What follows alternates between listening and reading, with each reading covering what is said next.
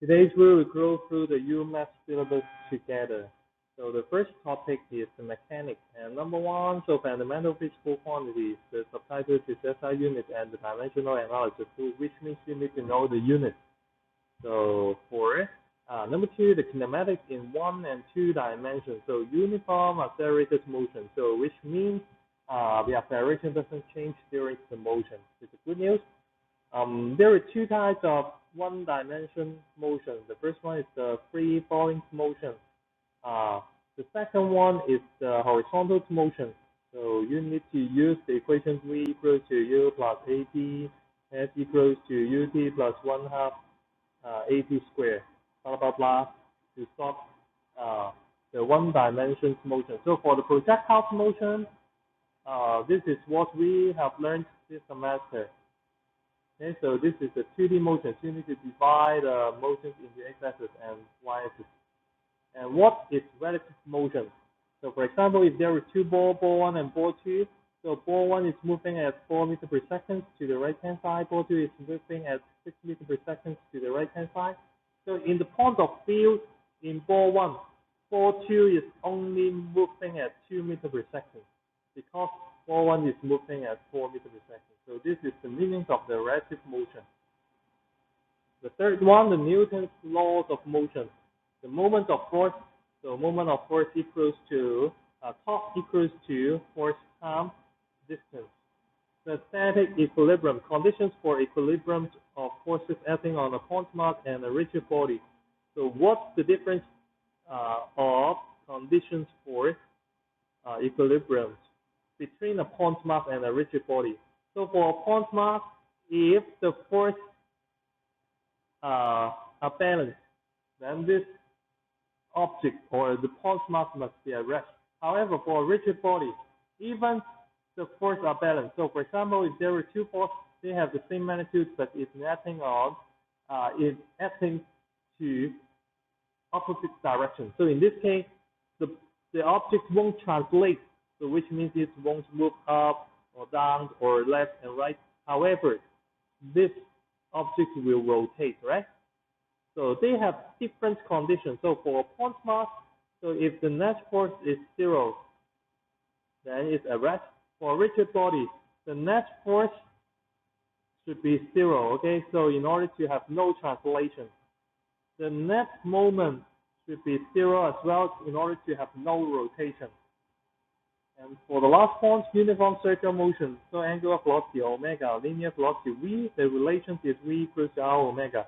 Centripetal acceleration, a equals to v squared over r omega squared. Okay, and then r 2 pi over t squared. So for a centripetal force, F equals to ma, and this is mv 平方除以 r omega 平方，哒哒哒哒哒。So and then for number 4, work, energy, and power. So the work done by a constant force. So the work done equals to force times displacement times cosine theta. So if there is a box moving forward, and then the force has a theta to the horizontal, then the work done is force times F times cosine theta. So you need to resolve the force to the directions of displacement or vice versa. So the second point, conservation of mechanical energies and in application. So for example, mgh equals to 1/2 mv squared. So the laws of conservation of energy. And then the last one, power by a constant force and its relationship with velocity. So let's start from the definitions of power. So power equals to energies over time. So energies can be replaced by work done, right? So work done is F times S over T. So the first equation is power equals to force times displacement over T. And displacement over T is velocity. So power can be expressed as force times velocity. And then for number 5, linear momentum, the impulse momentum theorem. So what is impulse? Do you remember that?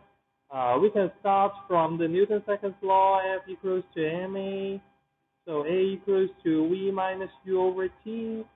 So mass times velocity is momentum, right? So mv minus m2 is the change in momentum. So where is the impulse? The impulse is actually F times T And then we can give it a simple I as the impulse. Okay, so and the impulse equals to the change in momentum.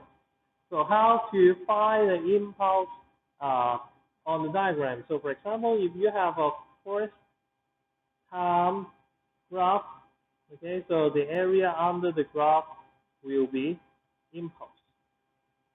So and then the conservation of linear momentum and its application. So for linear momentum, the equation is m1u1 plus m2u2 equals to m1v1 plus m2v2. So elastic and inelastic collisions in 1 and 2 dimensions. So there are 3 types of collisions. So the first one is the elastic collisions. There is no energy loss, right? So no energy loss. So the second one is in elastic collisions. There is energy loss. And then there is perfectly inelastic collisions. Perfectly inelastic collisions. So with maximum energy loss. So what will happen when there is perfectly inelastic collision? So the 2 objects will join together after the collision. So whenever you see this situations, as you know that there is maximum energy loss. This is inelastic collision in 1 and 2 dimensions. Okay, so it seems that you haven't planned the collisions in 2 dimensions, right? But I can tell you that actually you can use the same equation m1u1, but make it into x-axis and y-axis. Okay, so m1u1x plus m2u2x equals to m1v1x plus m2v2x. So just do the things similar to the projectile's motion. To divide the motions into x-axis and y-axis, then you can solve it. And don't worry, we will talk about the 2 dimensions collisions in our curriculum. For number 6 is the simple harmonic motion. The short form is SHM, and then the Chinese is 赶海运动. For the simple harmonic motion is describing an object which is moving in a periodic motion. So for example, this one is moving left and right and left and right and always converge into the same area. We call this the simple harmonic motion. This is very, very complicated, so we will record another videos to explain this. But we can see the series of the block spring system and the simple pendulum. These are the 2 most common examples for the simple harmonic motion. So the first one, you have a spring and then attach the object at the end of the spring. So when you pull the spring and then it will lift, then this will oscillate around the equilibrium position. So this is a simple harmonic motion. And then the period is t equals to 2 pi third m over k. And then since the frequency equals to 1 over t, so you can rearrange the equations as 1 over 2 pi k over m. For the simple pendulum, this is string and then connect to an object. So when you will lift it, then it will swing in the confined area. And then we call this the simple pendulum. The equation is t equals to 2 pi third L over t. So the frequency will be 1 over 2 pi third t over L.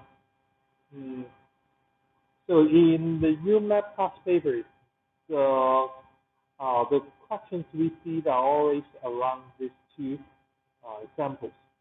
So 7, the gravitational force F equals to G m1 m2 over r squared. And so again, you need to memorize the constant in the JEE exam. So you need to memorize the G. It's 6.67 times 10 to negative 11. So and then the field strength. So if you are standing on the surface of Earth, then your force will be mg, right? So where does this mg come from? The mg is actually the gravitational force between you and the Earth. Okay, so you can You don't need to memorize the equation, but if you can understand this example, then you can write down the equations for the field strength. G equals to G, the mass of Earth, over R squared. Okay, so this R is the distance between you and the Earth, so which is the radius of Earth in this case. So don't forget that the gravitational field strength is Gm of Earth, but not the object. So the number 8 is the fluid status. So the density equals to mass over volume. The pressure and is measurement. Okay, so which kind of device you use to measure the pressure? The pressure in a static fluid. So if you have a cup of water, so what is the pressure at this point? If that is H. So the pressure created by the fluid will be rho GH, the pressure created by the fluid. And then you need to add the atmospheric pressure. So at this point, the pressure will be the pressure created by the fluid plus the pressure created by the air. And then the Pascal's principle. So this is P equals to F over A, Archimedes principle, which is the upper equals to rho Vg. Okay, so the mass of fluid you displace. Okay, so if the object is now submerged into the water, okay, so what is the upper? The upper is the mass of the fluid is displaced. This is the Archimedes principle. And then the last one is the buoyant force. Okay, so again, it's the upper equals to rho Vg. Another large topic is the thermodynamics. Number 9, temperature. So the temperature scale, there are 3 scales: degree Celsius, degree Fahrenheit, and Kelvin scale. So how to convert degree Celsius to Fahrenheit? So F equals to 1.8 C plus 32 degree Fahrenheit equals to 1.8 times degree Celsius plus 32. So you need to memorize these equations. And then how to convert degree Celsius into Kelvin scale. So for F equals 0, 0K equals to negative 273.15 degrees Celsius. So which means if there is, for example, 30 degrees Celsius, then equals to how many K? So equals to 30 plus 273.15 K. And then the second point is measurement of temperature. So use a thermometer. For number 10, so the thermal expansion, including the linear and the volume expansion. First, imagine if there is the materials. The original length is L, and then when you heat these materials, what will happen? It will expand, right? So expand, and the expansion is delta L. So how to find this delta L? So I think it's very normal that the delta L is positive related to the change in temperature, right? So if you increase the temperature in a large amount, then you will have a very large expansion. And then the original length will also affect the expansion. The longer the original length, the larger the expansion. And then we will have another, we have the constant here, alpha. Okay, so this is the coefficient of expansion. For the volume, the concept is similar. And then the equation delta V equals to V times another constant, right? Times delta T. So what is the constant here for the volume? So this is 3 alpha. Okay, so for the linear, it's alpha. For the volume, it's 3 alpha. And then we'll record another video for the calculations of the thermal expansion. For number 11, the absorption of heat. So heat capacity and specific capacity. So for heat capacity is the energy required to raise the whole object in 1 degree Celsius. So no matter how heavy is this object, for example, if it's even if it's 3 kg, then you would have the total energy for increasing 1 degree Celsius. For the specific capacity, this is about the energy required to raise 1 kg in 1 degree Celsius. The equation is CTM equation. Do you remember that? The energy profile or the heat profile equals to mc delta T. Okay, so this C is the specific heat capacity. So if you times mc, okay, so if you times the specific heat capacity with the mass, then it becomes the heat capacity. Normally we use capital C as the symbol of heat capacity. So what's specific latent heat? So if you melt the ice at 0 degrees Celsius to water at 0 degrees Celsius, okay, so you need to provide the energy to break the bonding. So this type of energy is the specific latent heat. So if you have 1 kg of ice and you want to melt it into 1 kg of water, and the energy you need to provide is 3.34 times 10 to 5. Okay, joule per each kg. So the equations will be the energy required equals to the mass times the specific latent heat. Okay, so if it's 1 kg, then it's 3.34 times 10 to 5 joule. Okay, so if you want to convert 1 kg of water at 100 degrees Celsius into 1 kg of steam at 100 degrees Celsius. So what's the energy you need to provide? Okay, so the specific latent heat of vaporization is 2.26 times 10 to 6 joule per kg. So for each kg, you need to provide 2.26 times 10 to 6 joule. So again, you need to memorize these two values. This is called the specific latent heat of fusion. This is called the specific latent heat of vaporization. And then the first law, number 12, the first law of thermodynamics and its applications. So you may learn this in chemistry as well. So the equation is is delta U equals to Q minus P delta V. Okay, so again, we will talk about the concept first, and then we will do the example later. So what's delta U? Delta U is the change in internal energy. Q is the heat provided. P delta V is the work done. Okay, so now imagine that if you have a gas, so when you heat the gas, what will happen? The gas can absorb the heat to increase its temperature, right? So if the gas absorbs the heat for increasing the temperature, in this case, the internal energy will be increased. Okay, or the gas can absorb the energy to expand itself. Okay, so the work done by the expansion is P delta V. If you rearrange the equation, then you will see that Q equals to delta U plus P delta V.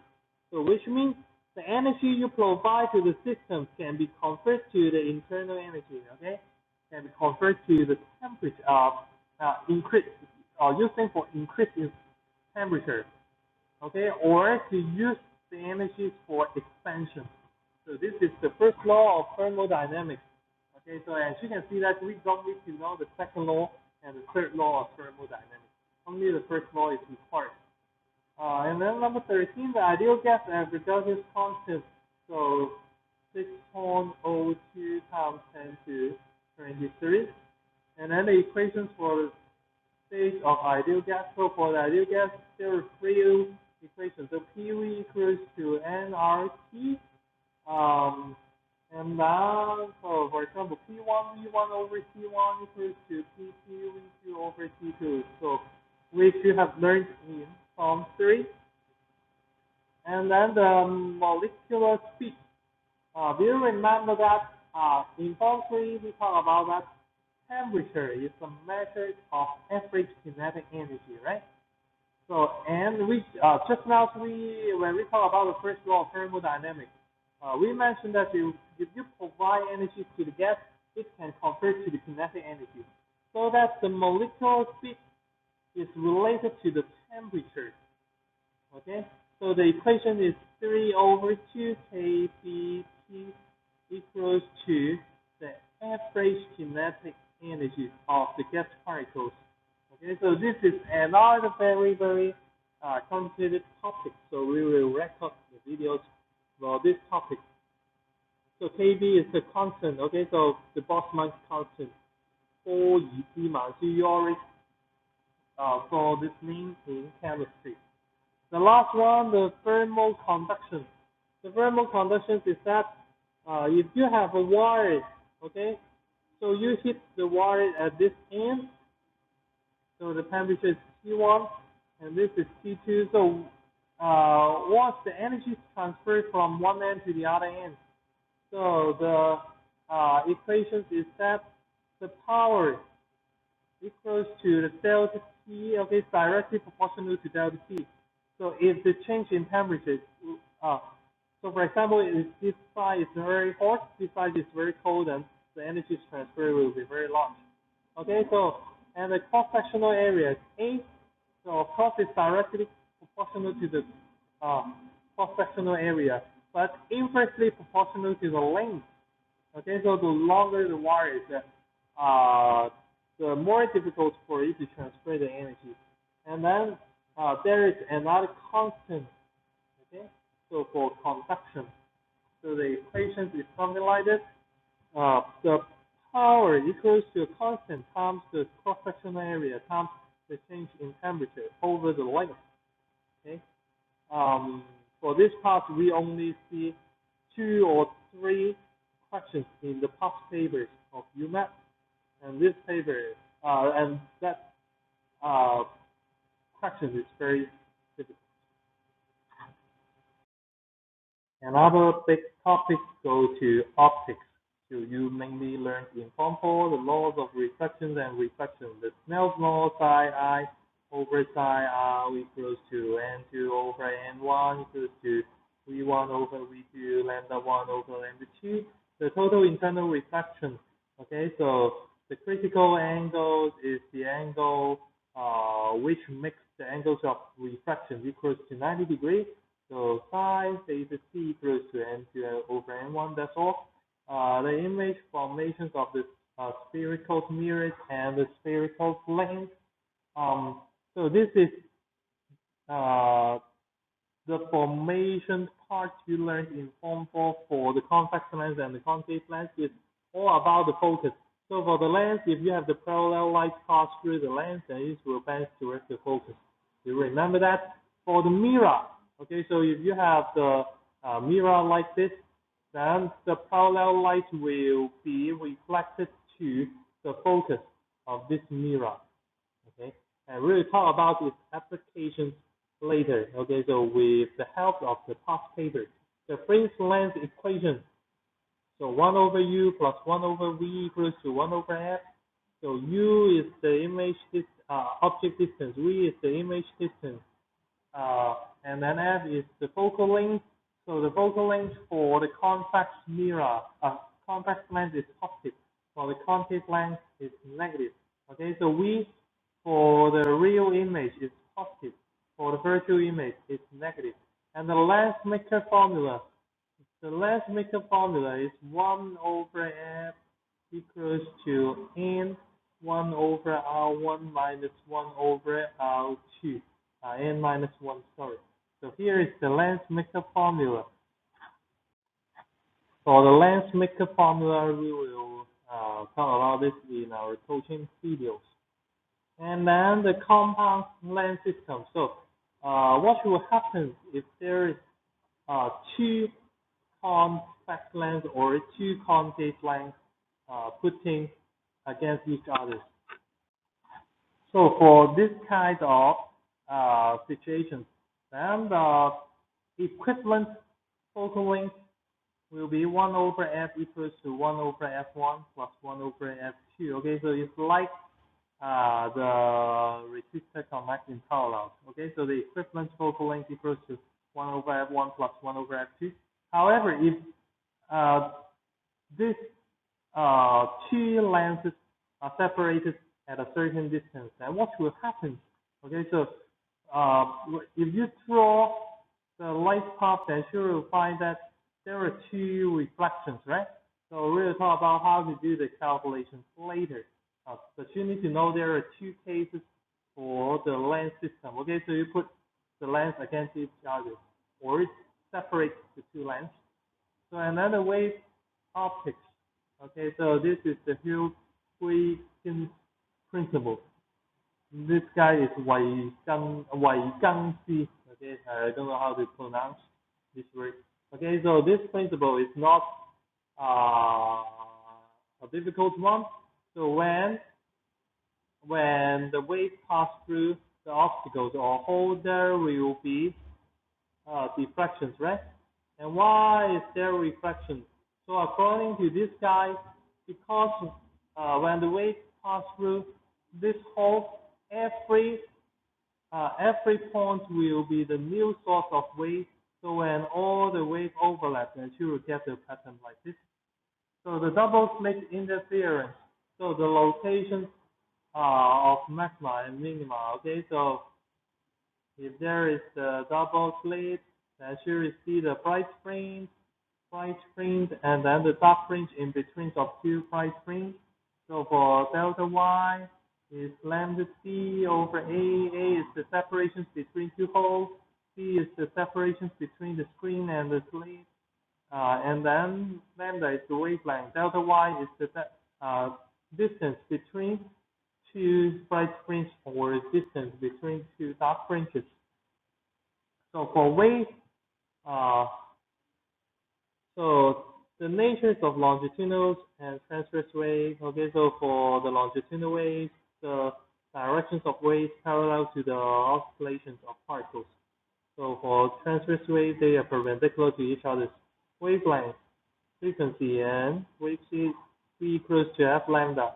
So for the standing wave, which we are learning, so the fundamentals and the harmonic frequency, okay?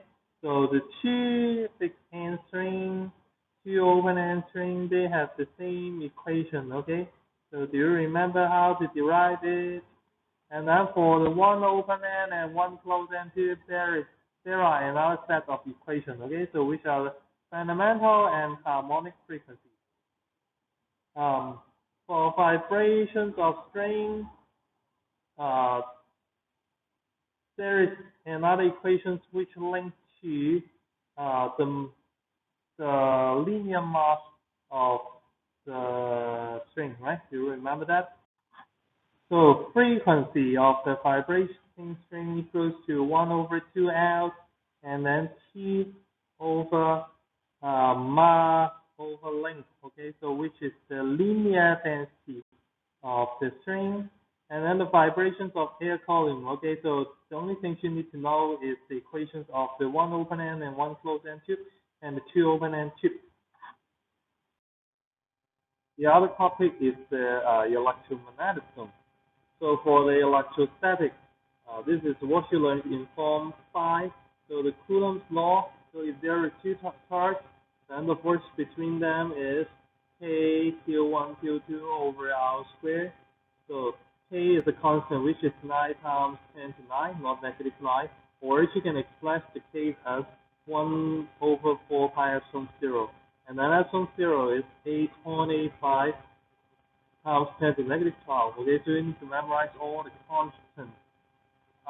And then the electric fields, there are two types of electric fields. So for example, if you have a point charge here, then the electric field at a certain point, for example here, so the distance is out, the electric field is K Q over R squared. Okay, so this the Q here is the charge you place in a free space. And then the other electric field is the uniform electric field, which is in between of two terminal plates. Okay, so in between of two terminal plates, there is uniform field. Every point has the same magnitude of electric field. Okay, so and then the equation is V equals to V over T. So V is the voltage across these two terminals, and V is the distance between the two terminals. And for the electric potential, It's similar to the electric field. So if you have a charge here, then it will create a potential difference around it. Okay, so if there is a specific point, the distance between this point and the charge is out, then the voltage will be Q over R. So if you want to find the voltage of the uniform electric field, then just rearrange this equation. V equals to E times C. Okay, and then if you compare these equations with the force, then you will find that F equals to QE. Okay, so this equation is true for both the point charge and the uniform field. So 20 is capacitor. Capacitor is the device for storing charge or energy. So the symbol, circuit symbol is like this. Okay, so the Chinese is 信用. So for the capacitance, capacitance is C, the unit is F. Okay, so there are two equations for the capacitance. So the first one is Q equals to CV. Okay, so normally we will use the capacitor like this. We will put a battery here, and then this is the capacitor. Then the battery will charge the capacitor. Okay, so like charging to your phone. Okay, so the higher the capacitance, the more charge stored inside the capacitor. Or the larger the voltage you apply, then the more the charge. Okay, and then how to find the capacitance? Capacitance is epsilon equals C equals to epsilon times A over T. Okay, so for the capacitor, here are the two plates. Okay, so the areas of these two plates is A. Here is A, and the distance between these two plates is C. Here is C. So what is this epsilon?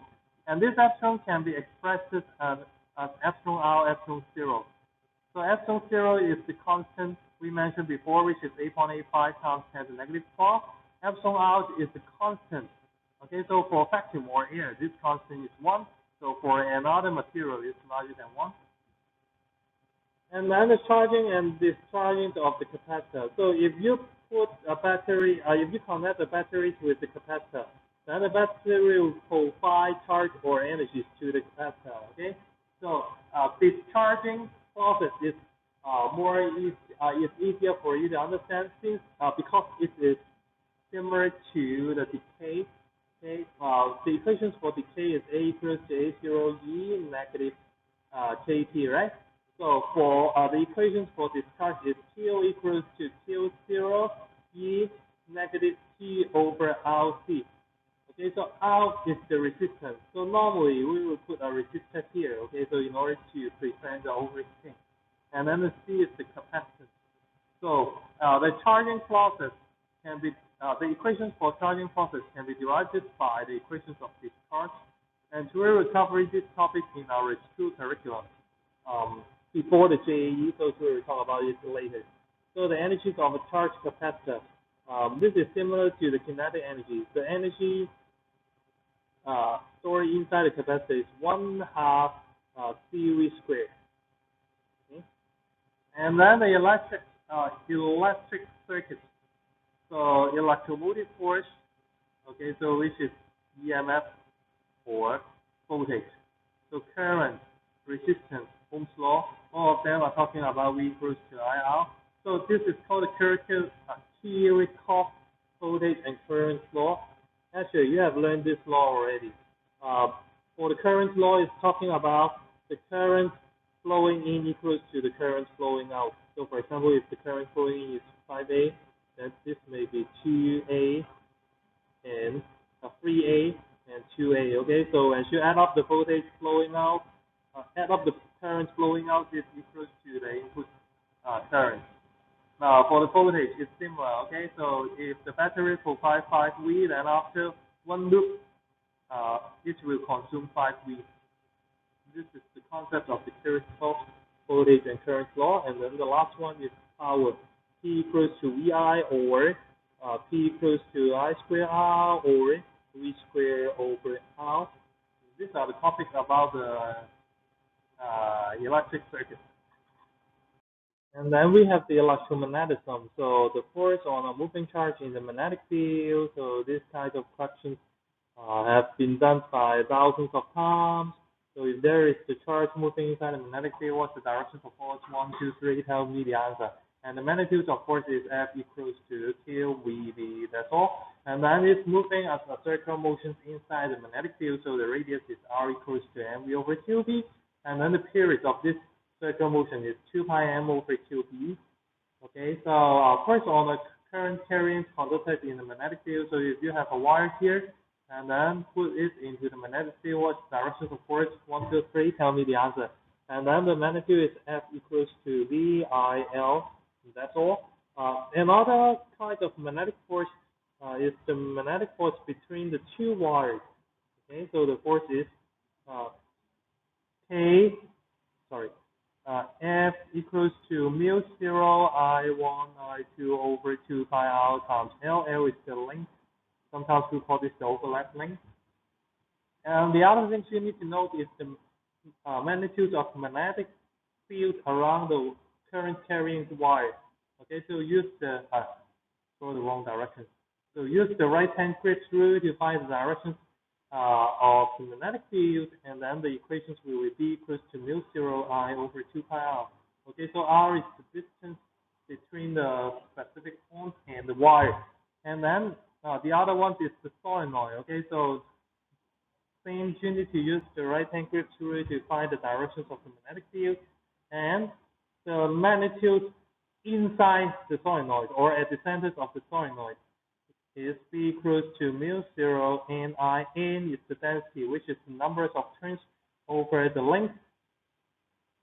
So for the H, the value will be 1/2 times B, which is 1/2 mu 0 n I. For the Hall effect, so which is the effect we apply to the velocity selector.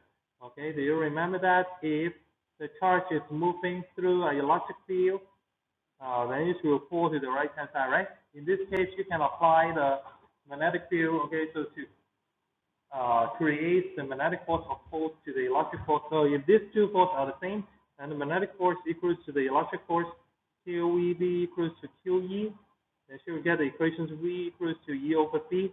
Only the particles have the velocity E over B can pass through this velocity selector.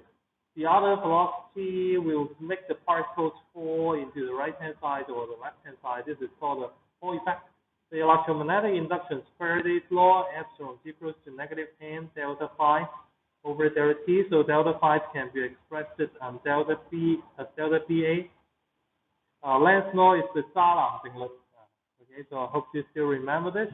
So for a transformer, so the ratios of number of turns equals to the ratios of voltage. Okay, this equation is applicable for every transformer. So for the transformer with efficiency not equal to 100%, then we can use this equation P out over P in. So it is V out, I out over V in, I in. And then the last one is the simple alternating current and direct current generator. So it's similar to the motor. So if you use a commutator, then sure have the direct current generator or the direct current motor. So if you use a split ring, then sure have the alternating current generator.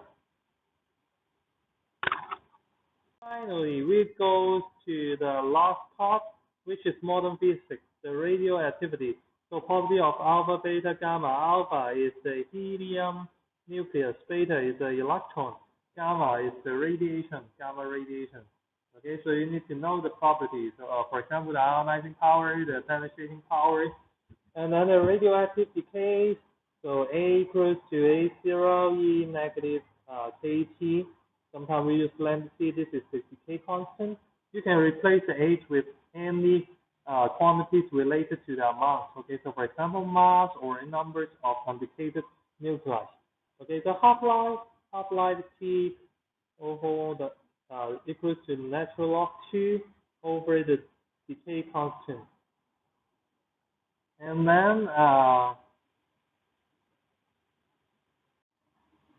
the exponential laws of decay. Okay, so here is the equation.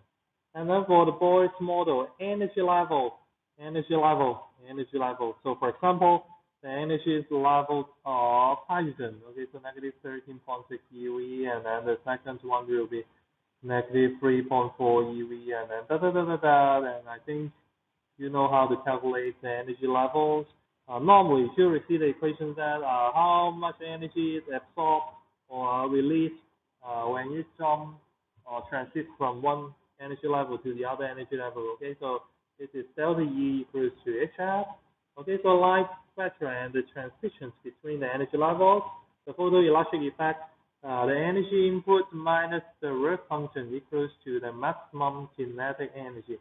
So therefore, here are all the syllabus about umac。咁咧大家聽完都見到啦，咁佢冇乜 details 嘅，佢淨係講咗個 topic 俾你聽咯。咁咧，所以咧，我哋會做晒佢嘅 past paper 咧，其實唔係好多嘅，因為佢中間改咗設計，所以咧新制之後嘅 past paper 咧其實唔係好多年。咁我哋會每一份都做啊。咁下一次嘅 video 即係就會同大家做一份 past paper 先，跟住就會開始 cover 翻啦我哋未教過嘅 topic。咁呢段片就嚟到呢度啦，拜拜。